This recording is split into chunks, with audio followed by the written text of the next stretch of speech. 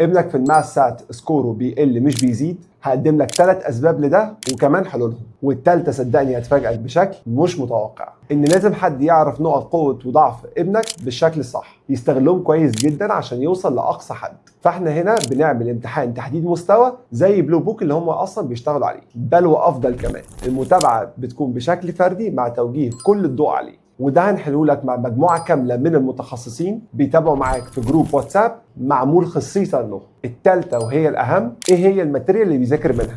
ودي مفاجاه، اكبر مميزات ماس هاوس اللي احنا اوريدي بنشتغل على كلاسيفايد ماتيريال ريليتد تو توبكس بتتاخد من الاوفيشال اكزامز ومن الريل اكزامز الخاصه بالاس اي تي، ودي اللي مستحيل تلاقيها في اي مكان تاني، واللي بتضمن لك ابنك يحقق اعلى سكور مهما كان فين. دلوقتي ماث هاوس جولف لكل طلبه السعوديه ودول الخليج. تقدر دلوقتي تبعت لي على الواتساب وهنتواصل دايركت معاك، وكمان سايب لك الكيو ار كود الخاص بالويب سايت تقدر توصل لنا من اي مكان.